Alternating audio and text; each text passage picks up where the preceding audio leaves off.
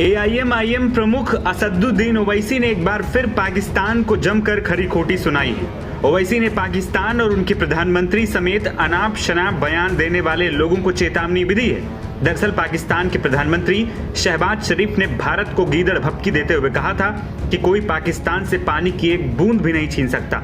इसी बयान पर अब AIM सांसद असदुद्दीन ओवैसी ने पाकिस्तान को चेतावनी देते हुए कहा है कि ब्रह्मोस है हमारे पास, उन्हें ऐसी बकवास नहीं करनी चाहिए। ऐसी धमकियों का भारत पर कोई भी असर नहीं होगा, अब बहुत हो गया।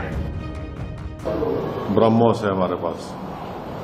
और फिर उनको ये भी समझना चाहिए कि वो उन्होंने खुद कहा कि मैं स्विमिंग कॉस्ट्यूम में था तो मुझे मालूम हुआ कि 9 एयरबेस चले गए। इस तरह की बकवास उनको नहीं करनी चाहिए। आप एक मुल्क के वजीर आजम हैं, आप एक कुछ तो खैर आपको उसका पासो लिहाज नहीं होगा, मगर इस तरह की आप जबान इस्तेमाल कर रहे हैं जो हम पे कोई असर नहीं करेगा। पानी इंडस वाटर ट्रीटी को सरकार ने एबेंस में रखा है। अब एबेंस में रखा है तो बजाय उसके कि आप थोड़ा तब्दीली दिखाते, आप धमकी दे रहे हैं, तो धमकी का असर कुछ नहीं होगा भारत के ऊपर। इससे पहले ओवैसी ने अमेरिका दौरे पर गए पाक सेना प्रमुख की धमकी पर भी आसिम मुनीर की जमकर क्लास लगाई थी। मुनीर ने भारत को न्यूक्लियर हमले की धमकी दी थी, जिस पर ओवैसी ने उन्हें सड़क छाप आदमी तक कह दिया था। पाकिस्तान आर्मी चीफ की जो जबान है और जो धमकियां वो दे रहे हैं भारत को, वो कंडेमनेबल है।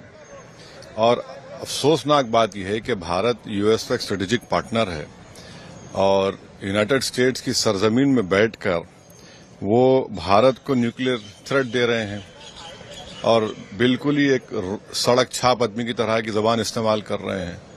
तो हमारा मानना यह है कि एक पॉलिटिकल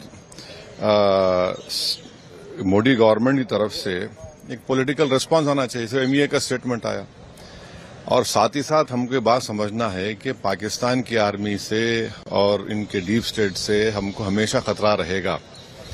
इसके लिए हमको अपनी जो डिफेंस बजट में जो हम लोग कम खर्चा कर रहे हैं उसको बढ़ाना पड़ेगा ताकि हम तैयार रह सकें। आपको बता दें कि ऑपरेशन सिंदूर के दौरान और उसके बाद से पाकिस्तान के PM शहबाज शरीफ और सेना प्रमुख आसिम मुनीर कई बार भारत को गीदड़ भभकी दे चुके हैं, लेकिन भारत हर बार इसका मुंहतोड़ जवाब देता है।